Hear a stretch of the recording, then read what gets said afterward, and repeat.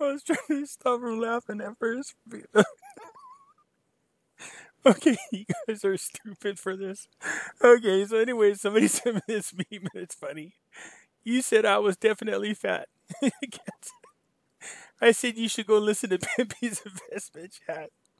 Oh my god, I see this is one of the more popular memes that are out there. I love it, by the way.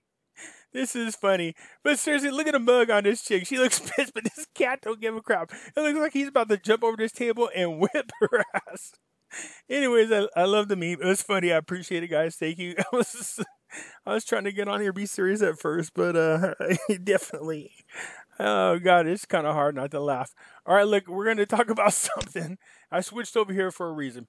We're going to talk about something. I've been there's like a million of you guys sharing your ideas of what you think the rate is going to be. All right, there's so many different versions of it. So let's toss that out there. Let's see where you guys are getting your information from, first of all. But I want to bring up some interesting news to you because we brought up this chart many times off the CBI Bank. Everybody keeps running over to the MO report or the M0 report or the M2 report. You guys got to understand, it's not in those report. It's not just the currency, but it includes other assets. Okay. This right here, which is the currency issued by the CBI, this is the exact amount of currency that has been issued by the central bank. All right. And if you hold the cursor right over here, it should give you a number.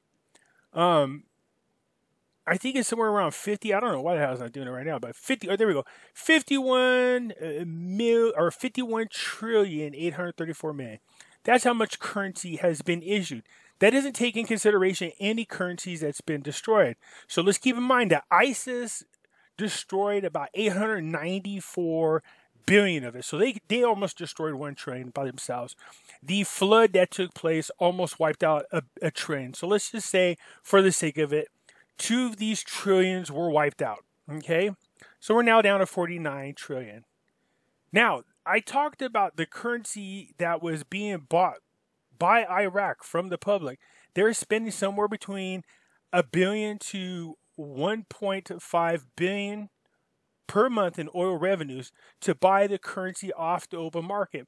And at the time, that was 70% of the currency that was out there. So they removed 20 trillion of the 24 trillion. What I just recently learned is they destroyed that 20 trillion. That's right, they destroyed that 70% of the currency. They burned it up. They did all kinds of stuff with it. They got rid of it, okay? So they destroyed it. They wanted to remove it. So if you take the 2 trillion and the 20 trillion, so we're talking about approximately 22 trillion of this 51, which is leaving you somewhere in the neighborhood of about, what is that? Okay, so if it, 39 trillion? So it's not too shabby. Actually, it's 29 trillion. So 29 trillion is still out there in circulation. Well, out there somewhere. Now, we know that less than 5% of this is in country. I still think it's lower than that. As a matter of fact, I think the one chart I showed you that said somewhere between 3 and 4%. We know that the United States is sitting on, I believe, they have a very minimum of 7.5 of the trillion. So that's out of the 22 trillion. That's almost a third. All right. Plus, we know that other central banks have it. So when I was sitting down trying to calculate this out, I was like, okay, if you take in consideration, let's just take in consideration that the other videos that I was talking about, in which the gold and silver and the IQD being the poor man's reserve dollar and cryptocurrencies do come all into play. And let's just say, for the sake of it, there is only 29 trillion because they destroyed the other 20 trillion dollars, all right? So they destroyed it because this doesn't take in consideration what was destroyed. It keeps telling you an ongoing accumulation of currencies that's out there. So if the banks are holding most of the money and there's less than 5% of it out there, 5% of the 22 trillion, okay? So let's just say it's a little over $1 trillion. If you take in consideration all the goods that they have, and you try to come out with the rate, and I'm talking about a legitimate rate, not people don't get all butthurt because it doesn't match what you want. I'm just saying, we're just kind of playing here with numbers. You're probably looking at a rate between 4 and 5 cents. Okay? That's not unrealistic, okay? So I guess my question to you was, so many of you people are counting on there being, here's the rates that I heard: $1.17, 3.20, 5 cents, 56 cents, $1.34, $1.17. There's so many different rates. $4, $10. I mean, I literally heard this rate. Okay, so here's my thing. How the hell are you guys coming up with these rates? Okay, that's what I want to know. I don't want to hear that. Well, somebody told you that. Well, how did they come up with the rate? Are they just pulling numbers out of their ass? Seriously, you can't just do that. It doesn't work that way. Now, if I'm right, and this becomes a poor man's reserve dollars, and all of the central banks are holding this, and having a good conversation with a friend of mine, we believe that the reason for this would be not so much for the public, but it would be to help hydrate the central banks. All right? We all know that there's debt problems out there, and I told you there's a good chance that some of us might benefit from a rate change. You will get the money, and then they'll just turn around and take it from you. That sounds terrible to say, but don't be surprised, all right? We're seeing some very interesting things. The Denarian, I'm going to leave the log to. He's got a blog, man. He's got some great shit in here, so I encourage you guys to go there. But look, the German banks are requesting the custody. I like how they word this, to custody the Bitcoin, Ethereum, and XRP. In other words, they want to start using it there, okay? So they go in here and talk about all the different permits so they can start using it. You don't think that's interesting that all these banks are moving in on these cryptocurrencies? Remember the report I showed you on China? China's 174 billion liquidity injection sees the crypto market enter a new month soaring, okay? So the governments are definitely jumping into the cryptocurrency scene. But for what reason? What would be the reason for them to do that? That'd be my same question about why is IQD have trillions of dollars when they don't need it, all right? So, there's everybody is talking about when their money comes, they're going to jump all over cryptocurrencies. And look, I encourage you to do so, but for a small window of time. And I would not put all your money into cryptocurrencies. I still think there's a small window of opportunity in which you guys could jump in on this, ride a quick wave, and get the hell off. As a matter of fact, the markets are moving now. I told you Bitcoin halving is coming up halfway through May. In order for the miners to be profitable, the Bitcoin is going to have to get up somewhere between $16,000 to $18,000. It has to. And if that makes its move, that means the rest of the coins will go along with it. I still think the smart move is, if you don't got a lot of money to pump into Bitcoin, then you should be pumping into Ethereum.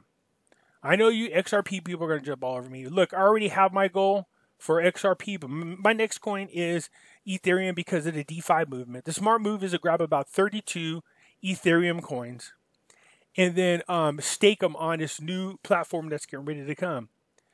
You will make a ton of passive income if you can stake 32 Ethereum coins. So that is my goal. That's just what I'm suggesting to you. I recommend you guys think about that for those of you who are into cryptos. I would not dump all my money into it. Don't get me wrong. Once this thing happens with the dinar, I'm going to purchase a pretty good sum of crypto, but most of my money is going straight to gold and silver. All right. Anyways, I jumped on here because, again, today I was down here. Sorry, that's funny. But today people are like, what is the rate going to be? $1.13, 5 cents, $1.71, 3.20. What is the rate going to be? That's the thing. It's hard. If you use logic and you look at the foreign reserves that they have, and you look at how much gold they have along with other assets, including oil, it's really hard to reach any of these rates, to be quite honest with you. But I think there's other things going on, and I said this before, other things that we don't know that's going on. Something's definitely happening between the central banks. All right, so if that's the case and the central banks have some kind of agreement, these rates are out the door. I guarantee the rate's much higher than this, but it serves a purpose that only the banks would benefit from. Now, they're going to throw us a bone. They're going to, because all hell would break loose if they made a move and it was only done between banks and the public didn't get a chance to benefit from it somehow. I said this before and I said it again. We're probably going to look at a nice little bump in the economy. We know many of you people are going to go out there and screw your money off, even though I've warned you many of times not to do that. But it's your money. within 5 months, you're going to be one of the 86% of the people. And I know some of you are hearing that going, that's not me. I'm not going to do that. Everybody says that. Everybody says that. All right. I shared the story before, and I'll tell you this. I had $1.6 million at one time. Guess what? I became one of the 86%. I'm much older and much wiser now. Before, I just took for granted that I could get it back, and I was able to get a lot of money back, and then I screwed it all off again. But as you get older, you realize it's not that easy. All right. So which rate is it going to be? I told you that in the paperwork. I saw the rate of $1.34. This rate has been mentioned several times over 5 years. The BTI report shows you two rates. It shows you $1.71 and $1.13. And then there's good arguments why you shouldn't trust those. Okay, so it has to do more with the money supply that's out there. Many of us have talked about this, and even myself, when I first started talking about the dinar, I said, look, I've read several articles that said that there's absolutely no reason for it not to be reinstated back to its $3.20 rate. As a matter of fact, I've made probably more cases for why it should be reinstated at $3.20, because I showed you that they're keeping dual rates, parallel rates. Well, they're not parallel, but dual rates. They have a real rate and they have a nominal rate. And they're really, really careful about how they keep track of that. The monetary policies that they put in place really make a difference about, they really guide the two rates. So the last video, if you go back there, people, and I showed you the MOP, did that report. In there, it tells you the formula on how they manage to keep the rates. So I'm curious of you geniuses out there. Go back to my last video, all right? And just look up where I showed you the MOP feasibility. They tell you point blank in there how they're monitoring the rate, how they're managing the rate to keep the real rate, which is $3.20, compared to the nominal rate. All right. So if you guys can figure out what the real rate is, by all means, share inside the comments. Look, I want you guys to kind of give me an idea. Share it within the comments what you think the rate's going to be. But just don't say because, the aliens told you this. No. Don't do that. Legitimately, how are people calculating their rates? If somebody's telling you a rate, they should be telling you how they're coming up with that rate. Many times I share different versions of rates that I think it's going to be, but I also was able, and I left links as to why I believe that. All right. I said it before and I said it again. I think the rate's going to be $1.34. It's going to be locked there for about 3 years. It serves its purpose. I said many times. So go back and listen to my other videos. Okay. Again, a lot of you guys keep asking if you could share the videos. I don't care. It's okay for you to share the videos, okay? You're more than welcome to share the videos, okay? Also, many of you guys know that there is a Facebook group that I have. I was trying to find the dang picture again. The Facebook group, I'll leave the link to the Facebook group. I encourage everybody to go in there. It's free. Come join it. As a matter of fact, most of the stuff that you're paying for Patreon is shared in these groups for free. So stop paying for it. Just come into the group. Share your ideas. There's a lot of great people in there. They respect one another in there. I encourage you to go there and, take a look at the information. There's information on Iraqi dinar. There's information on the Vietnam dong. There's information on different cryptocurrencies. If you got knowledge, by all means, feel free to come in and share. Just be respectful in the group, all right?